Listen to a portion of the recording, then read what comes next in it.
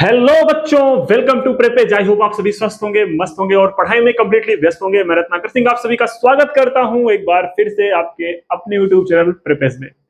जैसा कि आपको थंबनेल में दिख रहा होगा, आज के इस वीडियो में हम करने वाले हैं क्लास 10th की केमिस्ट्री का पहला चैप्टर का थोड़ा सा बेसिक सब पार्ट करते करते हम पूरा चैप्टर कवर कर लेते हैं, है ना। क्योंकि हम स्टार्ट किए हुए हैं एक छोटा सा शो जिसका नाम है 20 minute show. Okay, 20 minute show में हम अपना क्या करेंगे, छोटे छोटे टॉपिक को डिस्कस करते जाएंगे। तो आज के उसी सीरीज में हम डिस्कस करने वाले हैं केमिस्ट्री का पहला chapter, chemical equation and reactions. Okay, now we are going to discussing what is the chemical equation, what is the chemical reaction, representation of a chemical equation, what is the chemical equation, और कुछ एक दो questions भी करेंगे जो कि आपके exam के लिए बहुत ज्यादा इंपॉर्टेंट होने वाले हैं। चलिए स्टार्ट करते हैं अपना टॉपिक, जिसका नाम क्या, केमिकल इक्वेशन एंड रिएक्शन। सबसे पहले आपको यह जानना चाहिए कि what is the chemical reaction. Chemical reaction होते क्या है, how to identify a chemical reaction. Chemical reaction किसको किसको कहते हैं। सर क्या स्टेट चेंज हो जाए तो केमिकल रिएक्शन है। सर क्या कलर बदल जाए तो केमिकल रिएक्शन है। सर क्या एक पोजीशन से दूसरे पोजीशन पे कोई चीज चला जाए तो केमिकल रिएक्शन है कि फिजिकल चीजें हैं। देखो, सबसे पहले आपका चैप्टर का नाम है, सबसे पहले आपका जो चैप्टर का नाम है वो है केमिकल रिएक्शन एंड इक्वेशन। अब हम इसमें सबसे पहले जानेंगे what is the chemical reactions.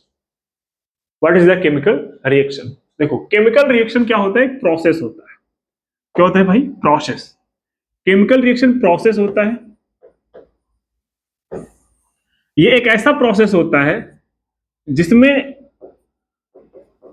Atom की प्रॉपर्टी नहीं बदलती।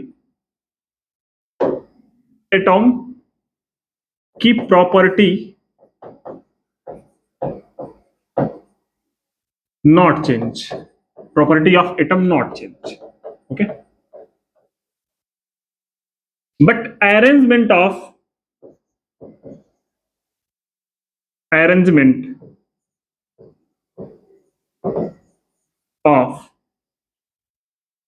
atom of elements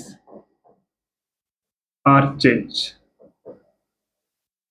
मतलब उनके अरेंजमेंट से हम क्या करेंगे, केमिकल रिएक्शन में क्या चेंज होता है, किसी एटम की प्रॉपर्टी नहीं चेंज होती है, उस एटम का अरेंजमेंट बदल जाता है किसी दूसरे मेटल के साथ कन्वर्ट करने।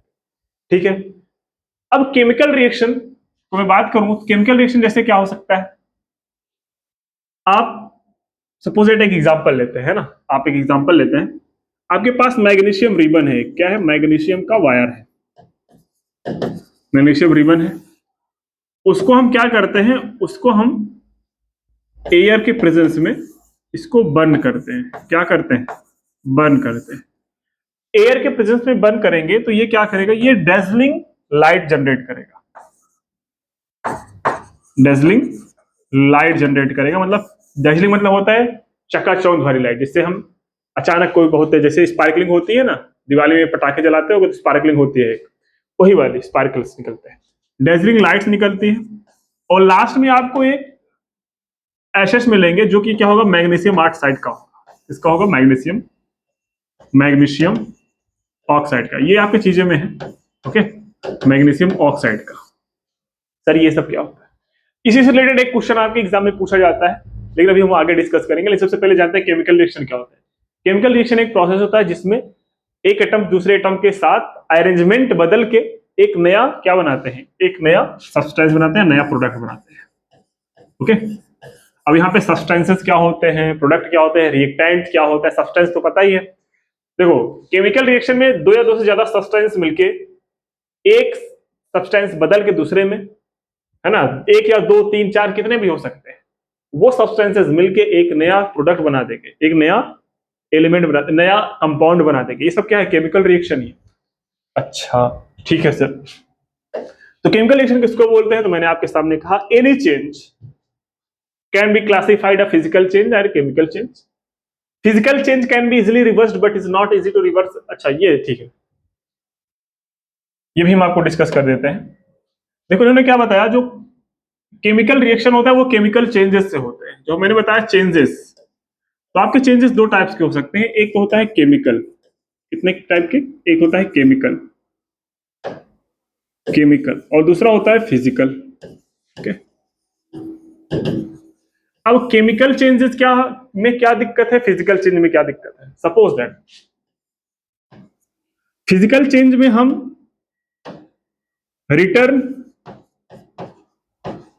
रिटर्न इट्स ओरिजिनल पोजीशन पे हो सकते हैं,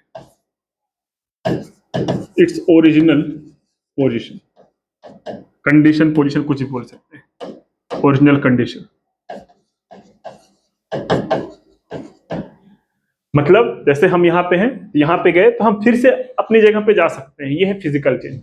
लेकिन केमिकल चेंज में हम अपने रिटर्न नहीं हो सकते। रिटर्न मतलब बहुत आसानी से नहीं हो सकती, not easy to return, not easy. एक आध केस में होता भी नहीं तो रिटर्न में नहीं हो पाते है ना, can be return, can be return, it's previous state, previous condition. होगा तो बहुत मुश्किल से होगा। ओके, अच्छा ठीक है। मतलब केमिकल चेंज सर एक बार अगर हो जाए तो उस पुराने सिचुएशन में जाना फिर से पॉसिबल नहीं है। फिजिकल चेंज में अगर एक बार जो चेंज हो गया हम दोबारा कुछ भी करके प्रीवियस पोजीशन पे पहुंच सकते हैं, लेकिन केमिकल चेंजेस में ऐसा पॉसिबल नहीं है। तो वही बताया गया है कि any changes can be classified into type, physical change and chemical change. Physical change can be easily reversed but it is not easy to reverse a chemical change. मतलब केमिकल चेंज को फिर से रिवर्स नहीं कर सकते। In chemical changes new substances are formed, जैसे कि मैंने बताया केमिकल चेंज में नया सब्सटेंस मिलता है, दो या दो से ज्यादा सब्सटेंस मिलकर एक नया सब्सटेंस बनाते हैं। Form and it difficult to return regenerate its original substance. जैसे मैंने दो सब्सटेंस ले लिया, इनको मिक्स करके एक नया सब्सटेंस बना दिया, अब इस नए सब्सटेंस को ये आसानी से अपने पुराने दोनों स्टेट में नहीं आ सकते। ये हुआ केमिकल चेंजेस। बात समझ में आ रही है मैं क्या कह रहा हूं? जैसे एक सब्सटेंस मैंने इधर लिया, एक सब्सटेंस, दोनों को मिक्स कर दिया, दोनों को मिक्स करने के बाद एक नया सब्सटेंस बनेगा। अब उस नए सब्सटेंस को फिर से हम दोनों को अलग अलग करने में भाई साहब बहुत मेहनत करनी पड़ेगी, क्या पता कर ही ना पाए, क्या पता कर ही ना पाए। आई बात समझ में? जैसे सोडियम और वाटर को जनरेट कर लो, भाई फायर हो जाएगा, अब वो फिर से तुम सोडियम और वाटर बना सकते हो? नहीं बना सकते हो ना। हाँ वही मैं मतलब chemical changes and more permanent. तो केमिकल चेंजेस क्या है? परमानेंट है। देन फिजिकल चेंजेस, मतलब फिजिकल चेंज तो टेम्परेरी अपने पुरानी कंडीशन में जा सकता है, लेकिन केमिकल चेंज अगर हो गया तो भाई बड़ा मुश्किल है अपने पुराने स्टेज में जाना। Chemical reaction involves the chemical changes. तो केमिकल रिएक्शन में कुछ नहीं होता, बस केमिकल चेंजेस होते हैं। मैंने क्या, केमिकल रिएक्शन में कुछ नहीं होता, बस क्या होता है, केमिकल चेंजेस होते हैं। ठीक है, chemical reaction are the process, मैंने क्या होता है, एक प्रोसेस होता है in which the new substances with the new properties are formed, जिसमें नए नए सब्सटेंस बनते हैं, और नए सब्सटेंस अगर बनेंगे तो उनकी प्रॉपर्टी भी अलग अलग होगी। ठीक है, लेकिन केमिकल चेंजेस में क्या नहीं बदलता? During the chemical reaction the atoms of one element do not change, atom नहीं बदलते, एटम तो वही रहेंगे, लेकिन into those of another element only rearrangement, मतलब उनका अरेंजमेंट बदलता है, किसका, एटम का, takes place in a chemical reaction. Chemical reaction में एटम्स की प्रॉपर्टी नहीं बदलती, उनका क्या बदलता है, उनका अरेंजमेंट बदलता है ना। आई बात समझ में? मतलब जैसे एक एटम है हाइड्रोजन का, तो हाइड्रोजन का एटम कन्वर्ट होकर क्लोरीन में नहीं बदल जाएगा, नहीं, हाइड्रोजन का एटम हाइड्रोजन में एटम रहेगा, बस वो अपना अरेंजमेंट बदल लेगा दूसरे एटम से जाके रिएक्ट करके। आई बात समझ में? अभी हम आगे डिस्कस करेंगे, अभी ओरली सीख रहे हैं, अभी तो चैप्टर स्टार्ट हुआ है भाई, अभी तो चैप्टर स्टार्ट हुआ है। मैं फिर से पॉइंट टू पॉइंट बात करूंगा, कोई एक्स्ट्रा चीजें आपको नहीं मिलने वाली है, जो आपके एग्जाम पॉइंट ऑफ व्यू से इंपॉर्टेंट है मैं वही बात करने वाला हूं। ओके, चलिए फिर आता है केमिकल इक्वेशंस। क्या आता है बाबू? Chemical equations. केमिकल रिएक्शन के बाद क्या आता है आपका? Chemical equation. लेकिन उससे पहले हम केमिकल चेंजेस का एक एग्जांपल लेते हैं। जब आप, जैसे मैंने बताया कि मैग्नीशियम रिबन आपने लिया, उसको बर्न किया in the presence of air, मैंने क्या किया, मैग्नीशियम रिबन को क्या किया, बर्न किया with a dazzling white flame, मतलब बर्न जब किया था with a dazzling white flame and the changes into white powder, वो क्या हो जाता है, जल के एक व्हाइट पाउडर बदल जाता है, और वही व्हाइट पाउडर क्या है, मैग्नीशियम ऑक्साइड है। क्या है? Magnesium oxide. This powder is magnesium oxide, it is form due to the reaction between magnesium and oxygen present in the air. अब ये बताओ, अब ये मैग्नीशियम ऑक्साइड जो बना है, क्या हम इसको फिर से कन्वर्ट करके मैग्नीशियम और ऑक्सीजन बना सकते हैं? अरे भाई कैसे बना सकते हैं? तो मैंने वही बताया था कि केमिकल चेंजेस जो एक बार हो गया, केमिकल रिएक्शन जो एक बार हो गया, उसको दोबारा अपने प्रीवियस स्टेट में लेके जाना बहुत मुश्किल है। अब ये अगर राख हो गई, एशेस बन गया, पाउडर बन गया, अब इसको फिर से आप मैग्नीशियम रिबन और ऑक्सीजन में कन्वर्ट कर सकते हो क्या? नहीं कर सकते। अगर कोई कर सकता है तो बताओ, है ना? तो ये भी एक क्या हुआ, केमिकल चेंजेस हुआ। और मैग्नीशियम रिबन को जब हम बंद करते हैं तो कैसा है, डेजलिंग फ्लेम जलता है और व्हाइट कलर का पाउडर जलता है, ठीक है। और हाँ, यहीं से एक क्वेश्चन बनता है कि मैग्नीशियम रिबन को हम जलाने से पहले उसको रेगमाल से मतलब साफ करते हैं, क्लीन करते हैं उसके सरफेस को। क्या करते हैं? क्लीन करते हैं। क्यों करते हैं ये आप अभी सोचो, आगे मैं बताऊंगा। ओके, यहाँ पे मैग्नीशियम के साथ ऑक्सीजन रिएक्ट करके जलाया गया, उसको हीट दिया गया, तो क्या बना ऑक्सीजन। जैसे ये अगर किसी एरो के ऊपर कुछ लिखा है, इसका मतलब ये होता है कि उसके प्रेजेंस में हो रहा है ना, उसकी प्रेजेंस में हो रहा है, ठीक है। अब अपना बात आता है कि रिएक्टेंट एंड प्रोडक्ट्स क्या होते हैं। What is the reactant and what is the product. देखो, हम जो चीज मिक्स कर रहे हैं वो है रिएक्टेंट, रिजल्ट में क्या मिल रहा है वो है प्रोडक्ट। भाई अपने पास एक फैक्ट्री है, फैक्ट्री में हम इधर उधर से लेके आए, बहुत सारे रॉ मटेरियल लेके आए, वो जो रॉ मटेरियल है वो आपके रिएक्टेंट्स हैं, और जो प्रोडक्ट निकल रहा है वही आपका रिजल्ट है। और मशीन में जाके प्रोसेस हो रहा है, उसमें केमिकल रिएक्शन हो रहा है ना। आई बात समझ में? एक सब्सटेंस, दूसरा सब्सटेंस, तीसरा सिस्टम मिला के, और जब मिक्स करते हैं तो उसको हम बोलते हैं, जब दोनों चीज को ऐड मिक्स करेंगे उसको हम प्रेजेंट करते हैं प्लस से, एडिशन से, मतलब सोडियम क्लोरीन NaCl, है ना। आई बात लाइक दैट, इस तरीके से। तो वही है, the substance which takes place in the chemical reaction are called reactants. मतलब जो रिएक्शन में पार्टिसिपेट करते हैं, ये और ये दो सब्सटेंस पार्टिसिपेट करें केमिकल रिएक्शन में। पहले दो सब्सटेंस आए होंगे, पहले दो सब्सटेंसेज आए होंगे, है ना, तो वो मिक्स हुए होंगे, उसके बाद रिजल्ट मिला होगा। तो केमिकल रिएक्शन से पहले जो सब्सटेंस लिए गए हैं वही है आपका क्या, वही है आपका रिएक्टेंट। क्या है बाबू? रिएक्टेंट। मतलब रिएक्शन से पहले जो सब्सटेंस होते हैं उसको हम रिएक्टेंट बोलते हैं, और रिएक्शन के बाद जो सब्सटेंस मिलता है उसको बोलते हैं प्रोडक्ट, है ना। The new substance produce as a result of chemical reaction are product, है ना। प्रोडक्ट क्या होता है? जो नया सब्सटेंस मिलता है उसको हम क्या बोलते हैं? प्रोडक्ट बोलते हैं, ठीक है। कोई तकलीफ आपको नहीं होने वाली है, यहाँ तक मुझे पता है। फॉर एग्जाम्पल, जैसे मैंने यार मैग्नीशियम रिबन को लिया, मैग्नीशियम रिबन यहाँ पे क्या है? रिएक्टेंट्स है। क्या है? रिएक्टेंट्स। और ऑक्सीजन क्या है? ये रिएक्टेंट्स है। ये क्या हुआ? ये केमिकल प्रोसेस हुआ, मतलब केमिकल प्रोसेस हुआ, प्रोसेस मतलब रिएक्शन हुआ, उसके बाद क्या बना आपका? बना ये प्रोडक्ट। क्या बना? Product. Okay, reactants and product यही है, कोई तकलीफ नहीं। Okay, now we are going to discussing about the chemical equation. अच्छा, लेकिन उससे पहले characteristics of a chemical reaction देख लेते हैं। ये जानना जरूरी है कि केमिकल रिएक्शन कब कब होगा। आप केमिकल रिएक्शन पहचानोगे कैसे? एग्जामिनेशन में आता है कि क्या ये केमिकल रिएक्शन है कि ये केमिकल रिएक्शन नहीं है, तो कैसे पहचानोगे? देखिए, सबसे पहले क्या दिखता है? इवोल्यूशन ऑफ गैस, मतलब गैस बन रही है, गैस निकल रहा है, किसी रिएक्शन को कर रहे हैं तो गैस फॉर्म हो रहा है, गैस का फॉर्मेशन हो रहा है, तो वहां पे केमिकल रिएक्शन होगा। फॉर्मेशन ऑफ अ प्रेसिपिटेट, कहीं भी प्रेसिपिटेट बन रहा है, जैसे लिक्विड को डाल दिए हम तो वहां से सब लिक्विड गायब होके तो सिर्फ सॉलिड फॉर्म बन रहा है, मतलब पाउडर फॉर्म बन रहा है, प्रेसिपिटेट, है ना। बताऊंगा प्रेसिपिटेट क्या हो, दिखाऊंगा अभी मैं विद द एनिमेशन दिखाऊंगा। प्रेसिपिटेट बन रहा है तो भी केमिकल रिएक्शंस है। Change in temperature, change in temperature क्या है सर? केमिकल रिएक्शंस है। Change in state chemical reaction है। अगर इसमें से कोई भी एक चीज हो रही है इसका मतलब वो केमिकल रिएक्शन का पार्ट है, अगर ऐसा नहीं है तो वो केमिकल रिएक्शन नहीं है। आई बात समझ में? जैसे मैंने CaO लिया, कैल्शियम ऑक्साइड, कैल्शियम ऑक्साइड, है ना, बिना बुझा हुआ चूना बोलते हैं उसको, है ना, कैल्शियम ऑक्साइड को। अब कैल्शियम ऑक्साइड को जिसको हम पानी में डालें तो क्या मिलता है? CaO को जब हम वाटर में डालते हैं तो CaOH का होल ट्वाइस बनता है, कैल्शियम डाइहाइड्रोक्साइड बनता है। उसके बाद कुछ ना कुछ हीट निकलती है, तो वहां पे हीट का फॉर्मेशन हुआ, जनरेट हुई हीट, तो वो केमिकल रिएक्शन हुआ, वो केमिकल रिएक्शन हुआ। जैसे सपोज आपने व्हाइटनर कभी यूज किया? व्हाइटनर को हम क्या करते हैं? व्हाइटनर को जब रब करते हैं किसी भी कॉपी पे तो वो उसका जो लिक्विड फॉर्म होता है वो मतलब गायब हो जाता है, और जो सॉलिड फॉर्म होता है वही, उसी को हम बोलते हैं प्रेसिपिटेट। तो उसका प्रेसिपिटेट बन गया, है ना, वो प्रेसिपिटेट आपके सामने रह गया। इसका मतलब वो भी एक केमिकल रिएक्शन ही है, वो भी क्या है? Chemical reaction. इसमें से अगर कोई भी एक प्रोसेस आपके सामने दिख रहा है, इसका मतलब आप वो जो प्रोसेस है वो केमिकल रिएक्शन है। अगर ये भी नहीं दिख रहा तो वो कुछ नहीं, बस वो फिजिकल चेंजेस है। आई बात समझ में? बिल्कुल ठीक तरीके से आ गई।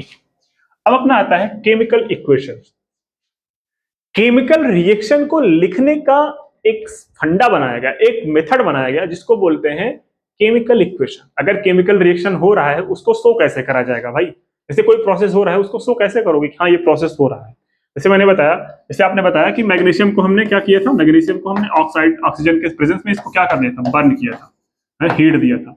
अब ये सब क्या करो, मैग्नीशियम का नोटेशन कुछ होगा, ऑक्सीजन का नोटेशन कुछ होगा, उसको हम एरो के मतलब, एरो मतलब ये होता है केमिकल प्रोसेस हो रहा है, फिर रिजल्ट बनाएगा ना। अच्छा, बात समझ में आ रहा है? इस तरीके से, ओके। तो मैग्नीशियम ऑक्साइड जब बनता है, मैग्नीशियम ऑक्साइड बनता है तो कैसे बना, उसको प्रेजेंट कैसे करोगे? तो वही लिखा है, the method of representing a chemical reaction, the method of representing a chemical reaction with the help of a symbols and formulas of the substances involved is known as a chemical equation. उसको हम क्या बोलते हैं? उसको हम chemical equation बोलते हैं। मतलब symbolic form, the representation of a chemical reaction in a symbolic form is known as a chemical equation. Now for example हम लेते हैं कि अपने पास दो सब्सटेंसेस हैं ए और बी। जो सब्सटेंसेस हैं, देखो मैं समझाता हूं इधर, है ना, समझाता हूं। इससे सपोज दैट आपने दो सब्सटेंस लिया, ए और बी लिया, इन दोनों को मिक्स करने पे दो नए सब्सटेंस बन रहे हैं, सी और डी। अब कैसे प्रेजेंट करोगे? तो ए और बी मतलब पहला सब्सटेंस प्लस दूसरा सब्सटेंस ऐड हो गया, ये केमिकल प्रोसेस हुआ, है ना, केमिकल रिएक्शन हुआ। तो केमिकल रिएक्शन होने के बाद सी मिला और डी मिला। अब ये सी और डी, ए क्या है, ए का फॉर्मूला लिख देंगे, बी क्या है, बी का फॉर्मूला लिख देंगे, सी क्या है, सी का फॉर्मूला लिख देंगे, डी क्या है, डी का फॉर्मूला लिख देंगे। सपोज दैट सी क्या है आपका, ऑक्सीजन है तो ऑक्सीजन लिख दिया। जैसे सी क्या हो गया, वाटर हो गया तो वाटर लिख दिया। डी क्या हो गया, सॉल्ट हो गया तो सॉल्ट लिख दिया, NaCl लिख दिया, है ना। और कोई एसिड हो गया H2SO4, यहाँ पे बी क्या, सपोज दैट H2SO4 हो गया। आई बात समझ में? मतलब यहाँ पे हम फार्मूला लिख देंगे ABCD। ए बी यहाँ पे क्या बना जाएगा, एक सब्सटेंस बोला जाएगा, उस सब्सटेंस को हम क्या बोलते हैं, reactant. by after the process, after the chemical process, after the reaction, then we find the product, है ना, इसको हम बोलते हैं प्रोडक्ट। अब सबको ये जो इस फॉर्म में लिखा गया है, जो इस फॉर्म में लिखा गया है उसको हम किस में कन्वर्ट कर दें, उसको हम कन्वर्ट कर दें अगर सिंबॉलिक फॉर्म में, उसके फार्मूला को नोटेट कर दें, वही हो जाएगा केमिकल इक्वेशन बन जाता है। क्या बन जाता है, केमिकल इक्वेशन। फॉर एग्जांपल, जैसे कि when hydrogen rejects when oxygen it gives water, the reaction can be represented by the water following chemical equation। मतलब हाइड्रोजन और ऑक्सीजन मिलके क्या बन गए, वाटर मिल गया। तो H2 हाइड्रोजन का H होता है, प्लस मतलब मिल रहा है किसके साथ, ऑक्सीजन के साथ, फिर एरो मतलब प्रोसेस हुआ, प्रोसेस होने के बाद क्या बनाया, H2O बनाया। तो ये क्या हुआ, ये तो आपका केमिकल रिएक्शन हुआ, क्या हुआ, केमिकल इक्वेशन हुआ। ये केमिकल रिएक्शन है, ये केमिकल इक्वेशन है, ये केमिकल रिएक्शन है, ये केमिकल इक्वेशन है।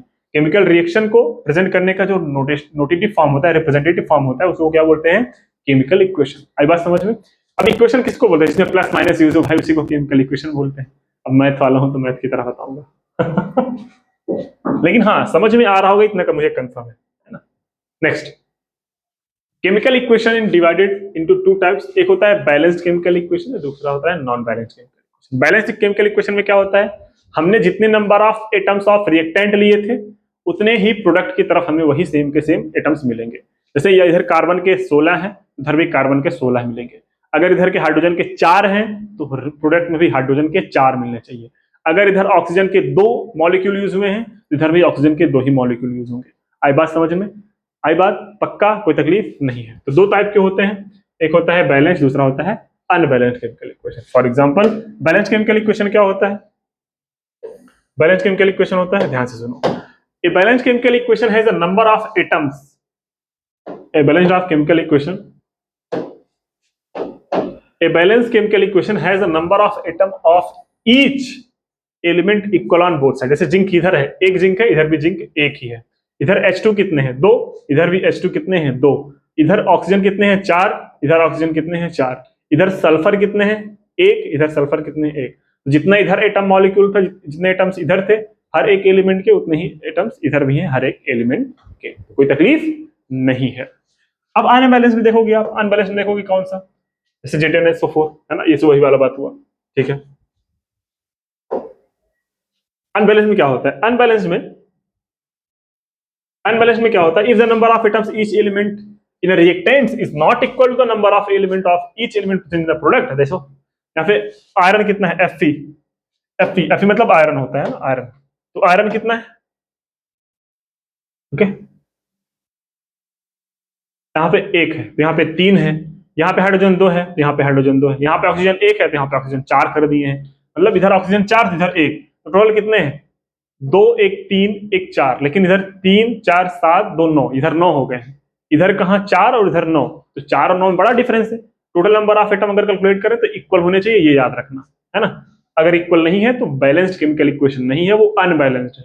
एग्जाम में देते हैं ना कि बैलेंस्ड केमिकल इक्वेशन, तो कर लोगे आप, उसको मैं प्रोसेस है उसका सिखाऊंगा प्रोसेस। ओके, तो कोई पैनिक होने की जरूरत नहीं है। तो आई होप आपको चीजें समझ में आई होंगी।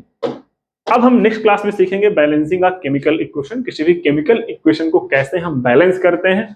ओके, बैलेंस कैसे करेंगे, उसके प्रोसेस क्या है बैलेंस करने के। एग्जाम में एक क्वेश्चन आता है, वो भी 1 या 2 क्वेश्चन आते हैं विथ लास्ट सेक्शन में, है ना। मतलब ऐसे बोलेगा कि balance the chemical equation, 2-3 equation दे देगा, या फिर रिप्रेजेंट केमिकल इक्वेशन ऐसे दे देगा आपको। इसी टाइप का क्वेश्चन आता है और आप ये देखोगे उसी में ऐसे बोला गया है। लेकिन लेकिन लेकिन लेकिन उससे पहले मैं आपके सामने एक क्वेश्चन रखता हूं। वो क्वेश्चन क्या है? वो क्वेश्चन ये है, why should a magnesium ribbon be cleaned before it is burned in air? मतलब मैग्नीशियम रिबन को जलाने से पहले हम क्लीन क्यों करते हैं जब वो एयर में, जब हम उसको एयर में जलाते हैं, एयर को में बंद करते हैं। तो ध्यान से सुनो, जो मैग्नीशियम रिबन होता है वो बहुत रिएक्टिव मेटल है। जो मैग्नीशियम रिबन है वो बहुत रिएक्टिव मेटल है, ये एयर में जब तक रहता है, इसका आंसर सुनो, मैग्नीशियम रिबन जो है बहुत रिएक्टिव मेटल है, वो जब एयर में रहता है तो वो रिएक्ट करके एक ऊपर अपने लेयर क्रिएट कर लेता है ना, लेयर। उस लेयर को हम जब तक साफ नहीं करेंगे तब तक वो जलेगा नहीं, इसलिए हम उसको क्या करते हैं, क्लीन करते हैं। और उस लेयर का नाम क्या है? Magnesium oxide.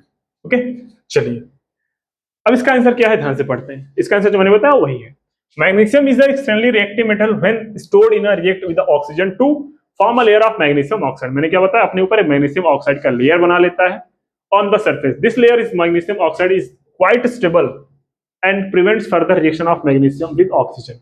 मतलब अब क्या करेगा, जैसे एक वायर है, मैग्नीशियम रिबन है, इसके ऊपर क्या हो गया, इसके ऊपर छोटे छोटे टिनी टिनी मैग्नीशियम क्या हो गया, मैग्नीशियम ऑक्साइड जनरेट हो गया। अब ये क्या करेगा, मैग्नीशियम ऑक्साइड जब इसके ऊपर हो गया तो बाकी का एयर के, अब एक बार जब इसके ऊपर ये लेयर बन गया, अब बाहर एयर है, ये अंदर मैग्नीशियम है, तो एयर और मैग्नीशियम का अब रिएक्शन हो ही नहीं सकता बिना इसको साफ किए। जैसे एयर में प्रेजेंट है मैग्नीशियम, ये है, तो एयर और मैग्नीशियम का एक बार रिएक्शन होकर इसके ऊपर लेयर बन गई मैग्नीशियम ऑक्साइड की। अब जब तक ये मैग्नीशियम ऑक्साइड हटेगा नहीं तब तक ये एयर से रिएक्शन करेगा नहीं। और फ्लेम में जलने के लिए एयर की जरूरत तो होती है। इसका मतलब अगर हमें इसको बंद कराना है तो हमें ये लेयर साफ करनी पड़ेगी, ये लेयर क्या करनी पड़ेगी, साफ करनी पड़ेगी। इसलिए हम इसको रब करके इसको साफ करते हैं, उसके बाद हम जलाते हैं, तो इसके ऊपर से जो मैग्नीशियम ऑक्साइड का लेयर है, मैग्नीशियम ऑक्साइड का लेयर है, वो हट जाएगा। ठीक है, और जब हट जाएगा, मैग्नीशियम ऑक्साइड का लेयर हट जाएगा जब, तो अब हम इसको रिएक्शन कराएंगे तो ये बंद होगा। इसलिए the magnesium ribbon is cleaned by the sandpaper for removing this layer so that the underlying metal can be exposed to air। Metal तो रिएक्शन करके भाई वो मेटल ऑक्साइड बनाता ही है ना। आगे चल के सिखाऊंगा मैं, मेटल एंड नॉन मेटल पढ़ाऊंगा, एसिड बेस पढ़ाऊंगा, उसमें मेटल का ऑक्सीजन से रिएक्शन करके मेटल ऑक्साइड बनाता है ना। ऐसे टाइप के बहुत सारे रिएक्शंस हैं। अभी तो हम बेसिक्स पढ़ रहे हैं, बेसिक्स एक एक टर्मिनोलॉजी क्लियर करते चलेंगे ताकि आपको आगे वाली क्लास में कोई दिक्कत ना हो। तो आज की क्लास में इतना रखते हैं। आई होप क्लास आपको अच्छी लगी होगी। पहली क्लास है, इसको अप्रिशिएट अगर करना हो, क्या कमी रह गई इसको जरूर बताना। जो भी कमी रही होगी नेक्स्ट क्लास में हम सिखाएंगे। क्या मेरी स्पीड तेज है या फिर स्लो है, उसको भी आप कमेंट सेक्शन में जरूर बताइएगा। मिलते हैं नेक्स्ट क्लास में, तब तक के लिए शुभ रात्रि, जय हिंद, बाय बाय और थैंक यू।